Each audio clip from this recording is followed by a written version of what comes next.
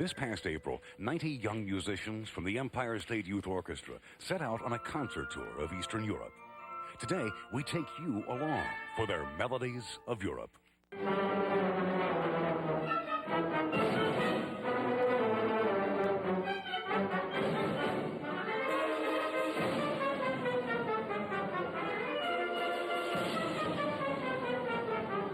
There's something magical about watching a young person pursue a dream, but it takes desire, talent, and patient instruction to get them where they're going. And nowhere was that more evident than on the Empire State Youth Orchestra's concert tour of Eastern Europe. Hi. They couldn't tell it as they boarded these buses for Newark Airport, but the tour would change them forever. Their passion for music was leading them far from home, some for the first time. It would bring them to a closer understanding of the notes they played. And it would awaken new friendships and appreciation. Here we go. Oh, smile. Oh, it's beautiful. I won't take another one. The Empire State Youth Orchestra is comprised of 90 students from schools all over the Northeast. They meet weekly at rehearsals and for concerts like the annual Melodies of Christmas fundraiser. But as these 90 youngsters started out on their 10-day adventure, the strongest bond they had was built on their music. And their goals for the trip ahead were simple. Just have a good time, play some great music. I expect to have a ton of fun and just see like a lot of sights. I've never been to Europe before. So, although they were already polished musicians who had performed at Tanglewood and Carnegie Hall, they looked a lot more like antsy teenagers waiting at Newark Airport, revving up for the days ahead. We're in a massage chain right now. The point is just to like get relaxed and have fun because we've been spending a couple hours here so far, and we have a while till our flight, so it just kills the time. And even their free time was planned around music. What articles of clothing did you sacrifice to bring these? After hours in the air, they arrived in Frankfurt, Germany, only to spend hours more on a bus. 18 hours in all would pass from the time they left Albany to their arrival in Eisenach, Germany, where they would play their first concert. And it was a trip some earlier orchestras would never have been able to make. The pretty little town was a place that only 10 years earlier would have been off limits, behind the Berlin Wall. It was built as a fortress. The ceiling is 800 years old. They used a special sandstone for the stone carvings. This is so cool. I need a picture of this. While the primary purpose of the trip was making music, it was also about music and history. Like Wartburg Castle, whose great rooms dazzled with the prospects of concerts. When I look in this room, I can just see it just filled with people and just lavish costumes. And I mean, I can already hear the acoustics are just perfect. I think you play better when playing in a better place, better settings. You just put more pride into your music.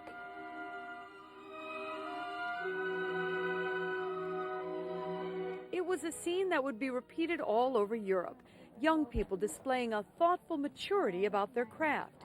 At the church where Johann Sebastian Bach was baptized and later choral master. It's very beautiful here, and I can see how one might have easily been motivated to write such great music. Bach was very influential in the development of Western music, and it's really great to be able to see some of the places where he got to perform and live as a child. Music was everywhere, in the air, in the culture, and most definitely in their hearts. Oh, and the back of this has scrolling all down the back. It's beautiful. Oh, wow. I'd love to have my cello have that on it.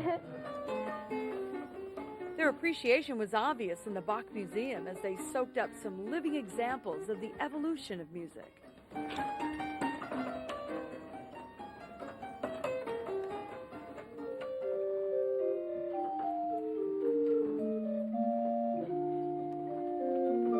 I've always loved Bach, and just the way he writes, there's something different about him compared to every other composer I've ever listened to. I think he writes with so much feeling.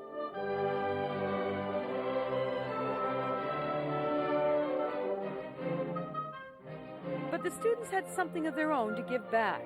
Their music, American music, and their biggest concert was straight ahead. The melodies continue in a moment. 3, 4, and...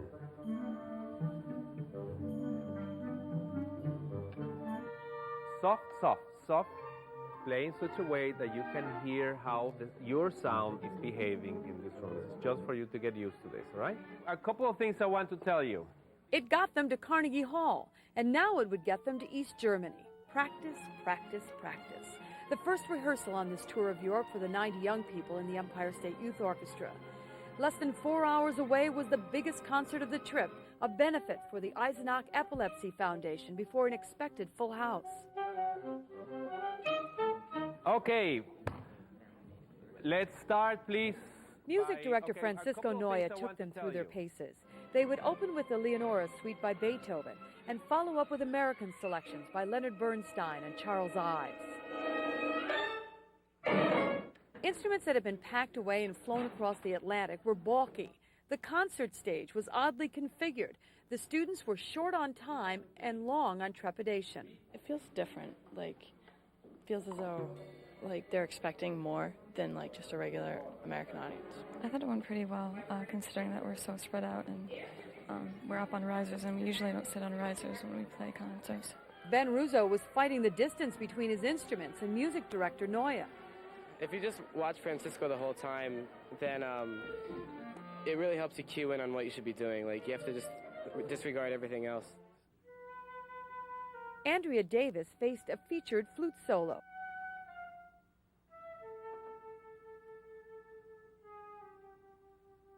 I'm nervous personally because the acoustics are a little odd here and my throat is sore. I'm a little sick and I haven't practiced in a couple of days, so. The practice session was strenuous, and all too soon it was time for the real thing. Tonight, you will be listening to the outstanding overture. German officials gave long, welcoming speeches, and the orchestra sat and waited for their first European concert to start. But finally, Noya went to the podium and raised his baton. The preteens and teens shoved their nerves to the side and played passionately.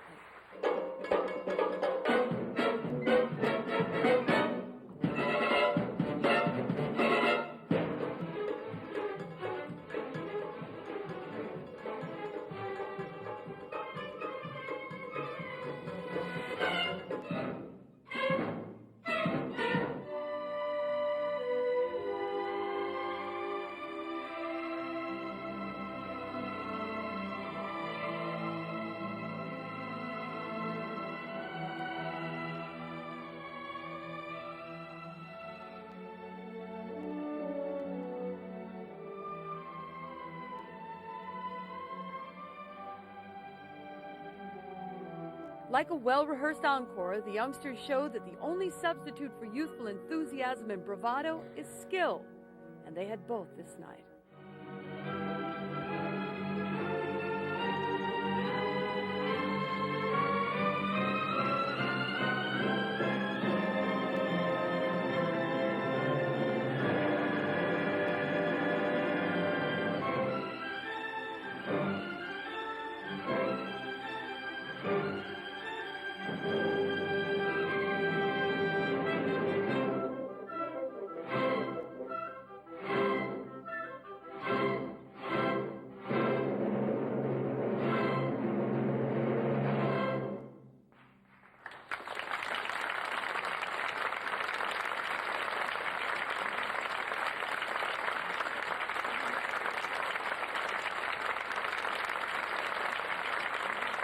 The applause was long and steady. The reviews were in.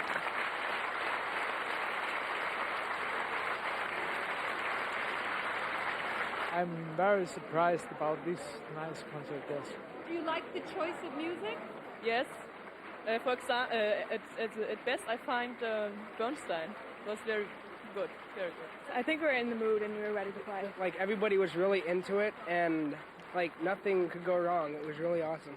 We just felt like we were together, we were on beat, it was just amazing. Another lesson learned. Ask much of yourself and believe in yourself, and others will believe in you too. I think that the human contact was the most important thing. Besides the honor of being able to play, like I said before, in the birthplace of Bach, the human contact, seeing how well received they were and feeling proud for what they did. More melodies after this.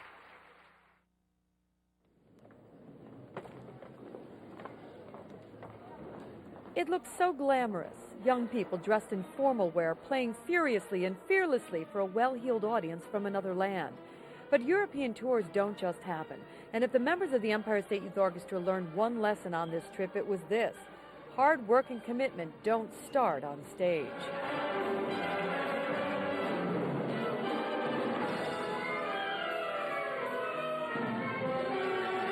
They had traveled thousands of miles to put on this concert in Jena in East Germany for people they didn't know in a town they had never heard of. It's a piece of the fabric of being a musician, one that includes packing and unpacking the gear, what seems like a million times. It takes about an hour just to get all the stuff off the truck and the bases out of the hard cases and everything, and to get everything set up on stage. So it's a pain, but it's worth it after the concert's done. The strings keep getting flatter and flatter every time he tries to play it. It also includes nursing broken instruments back to life, in this case, a rented bass. It happens with a lot of basses that aren't taken care of a lot. The strings are kept too tight all the time. 2 rehearsals, 2 performances in less than 24 hours. After the long trip and the excitement of being here and the jet lag, so finally things did come together a little better than last night. The concert was also a good reminder of the vagaries of life as a professional musician. One night, after playing before a sold-out house, the 90 young performers found themselves outnumbering the audience. They took it like pros. It's just exciting to be playing in a different country. It's not the size of the audience, it's just how much they appreciate what you play. 90 young people, a crush of equipment, a language barrier, and long hours. That was the reality of this European tour. But thanks to a support staff that also goes by the name Mom and Dad, it all went off without a hitch.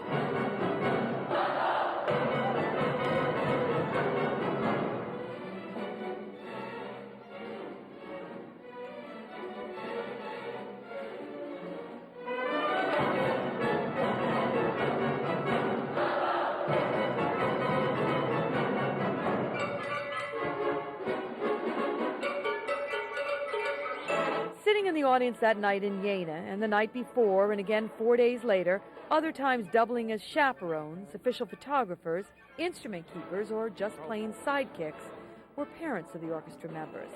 They saw the opportunity that their children had been given to grow musically and otherwise, and jumped at the chance. Well, our daughter's 12 and a half, and it's a long way from home, and we weren't sure if we'd all be able to get away and go, and finally we just said, she's going, we're going, and it's really been an extraordinary experience for all of us. It's unbelievable that we could be in the kinds of halls that we were, to hear the students play as much good music as they have. It's been phenomenal, and we wouldn't change it for anything. You almost look like you're tearing up. Well, I do. I did it the last concert. You'd get me doing it now. Because you're just so proud. Oh yeah, proud of all the kids. Your daughter's special. It's not just about being here on the tour. They're making fabulous music.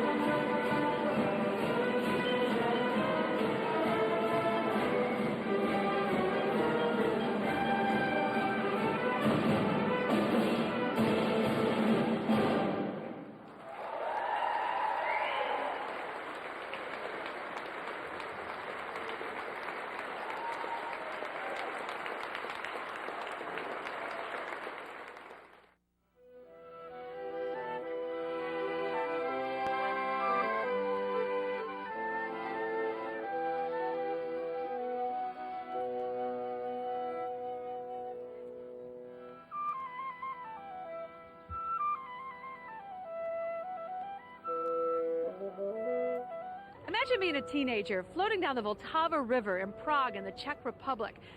They say music opens many doors. It certainly has for these youngsters on concert stages, but as this trip is proving, on the world stage as well. The main purpose of the concert tour was music, but it was also a wonderful opportunity for the students to appreciate the history and culture surrounding some of the greatest music of all time. How could they ever forget a graphic before and after picture of one of Europe's prettiest cities destroyed in an ugly war? As they walked through Dresden, the children of America studied a sad history lesson. This is a photo from the ruin.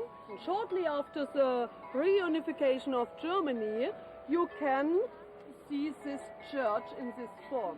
For harpist Erie Dunn, visiting the home of Mendelssohn helped him to jump right off the sheets of music that she had studied at home. I think it's important to realize, like, just what the city felt like when they were composing, like what they were living in that caused them to have this inspiration. And it's just, Europe is so much different than America. You know, it's not suburbia, and it's a little bit more insight into what they were feeling and thinking. And as they pored over shop windows and tasted the culture, each learned a little about what they enjoyed about being on their own. I think going to like bakeries and cafes and stuff. Really? Yeah. I mean, it's so European, isn't it? Yeah, I love it. What's the one thing that will always strike you about this trip? I don't know, the Volkswagen. That's right. You're a Volkswagen nut. Yeah, I am. And you saw a lot of them. I saw so many. It was great.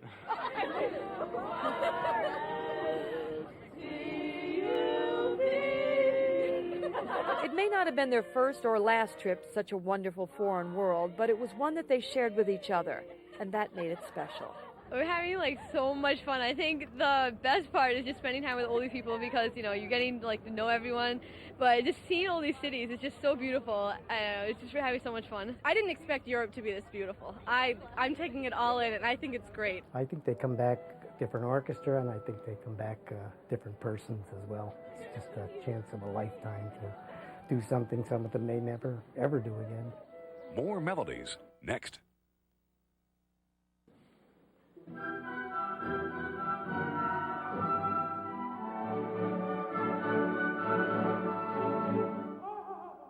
While a trip to Europe was the cap-off to an ambitious season for the Empire State Youth Orchestra, it would not mark the last concert together for the musicians. And in many ways, the last performance of the year still stood to be the best. 6 weeks after the last note would be played here in Czechoslovakia, the next would be heard at world-famous Tanglewood in the Berkshires. Instead of exhausting the students with another rehearsal of now familiar music, Neue worked on the Tanglewood program. Close them for the first time, open them for the second time. All right, let's go. D, 1, 2, 3.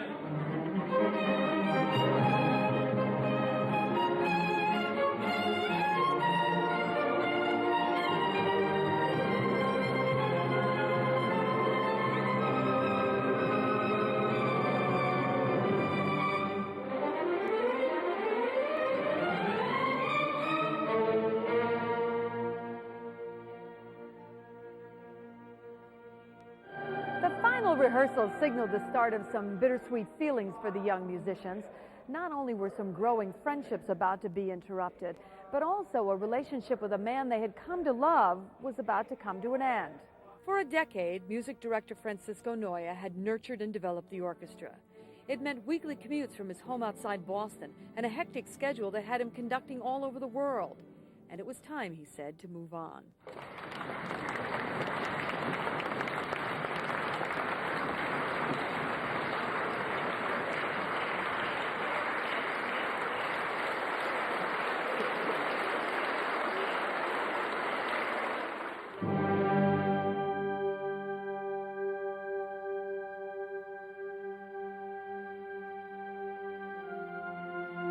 Whether it's in a concert hall in East Germany or at home, Neue's primary responsibility is to keep the students focused and performing skillfully. And the rapport he had built up with the musicians paid off big dividends a world away. He had their respect. And with sophisticated audiences to please and a difficult program to perform on their first international music tour, he also had the advantage of knowing their strengths and their weaknesses.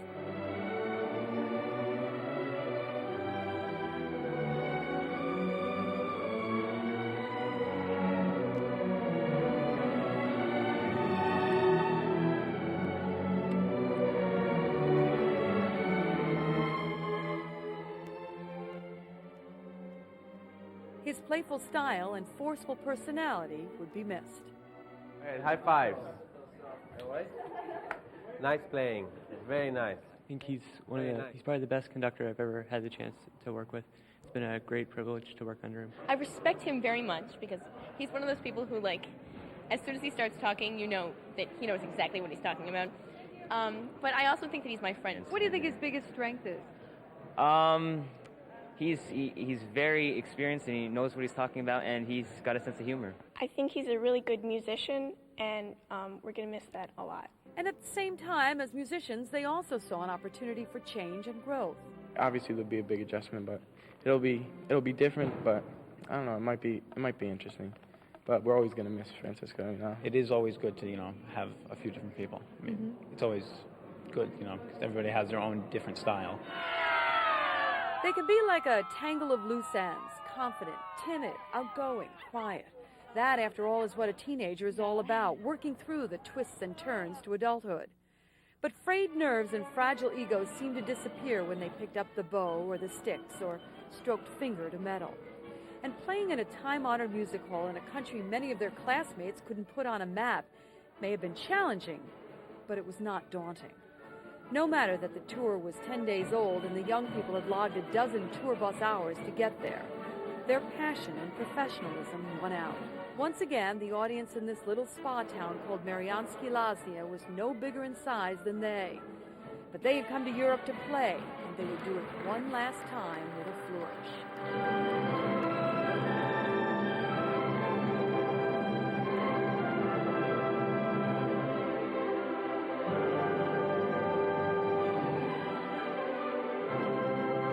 The Empire State Youth Orchestra is a not-for-profit organization devoted to education and opportunity for capital area young musicians.